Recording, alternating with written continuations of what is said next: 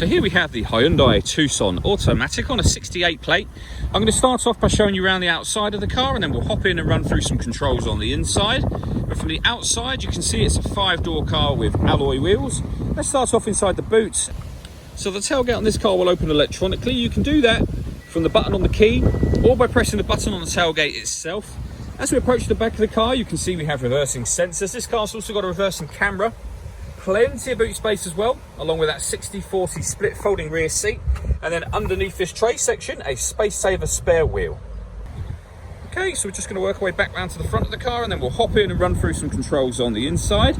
But now that we've done a full circle of it, you can see it's in excellent condition the whole way round. Just briefly before we climb in, I think it's well worth seeing the interior from this exterior point of view. You get full leather seats. There's plenty to run through on the dashboard, so let's hop in and we'll do that now. Okay, now that we're inside the car, we're going to start with the dials. On the left-hand side, we have the rev counter, and on the right-hand side, the speedometer and fuel gauge. In the middle, you can see the total mass of this car, which is 8,489. The information displayed above that can be changed using buttons on the steering wheel. You've got various different bits of trip computer information, various other menus available as well, from your satellite navigation, user settings, driver info, and you can go around to any of those, and then when you're within them, you can change information that's displayed there. So for example, you can have a digital readout for the speedometer. If we back out to the steering wheel, the buttons I was using just a moment ago are here. We've also got cruise control and speed limiter over that side as well. On the left-hand side, we have stereo and phone controls, including voice activation. You can use that after such time as you paired your phone up, of course. And that is done over on the touchscreen in the centre here. Hit the phone icon and then follow instructions from there. When it comes to music in this car, we have the radio. DAB, FM and AM radio all available to you.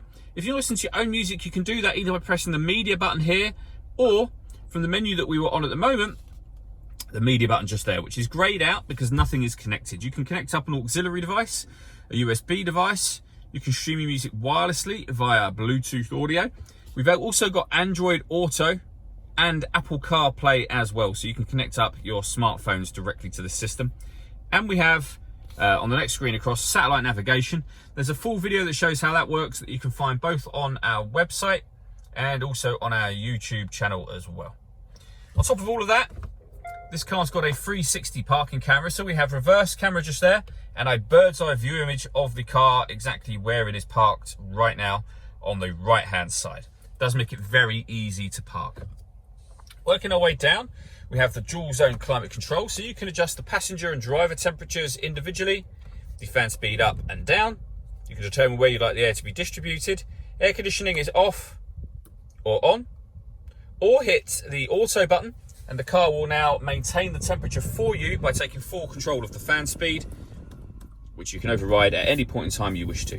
We've also got heated driver and passenger seats, both with 3 different heat settings each, and we have air conditioned driver and passenger seats, again with 3 different temperature settings.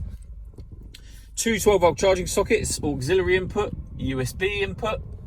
Underneath that, we have this charging pad just here. If I move the gear lever out the way, you can pop your smartphone on there and you are able to charge it, assuming that your smartphone has wireless charging. We then have the gear lever for the fully automatic gearbox, an electronic handbrake. That button turns on or off the parking sensors. This one will turn on the auto hold function for the handbrake. We can change the driving mode. I'll show you these two in a moment. This one turns off the stop and start. This car is designed to cut out when it's stationary in traffic to save you fuel. That button turns that system off. And this one will change the camera view when you're looking at the reverse camera. These two, as I say, if I show you up on here, we can change the drive mode, so we can put it into sport, which you can see being highlighted now, or back into normal, and we can turn on downhill brake control.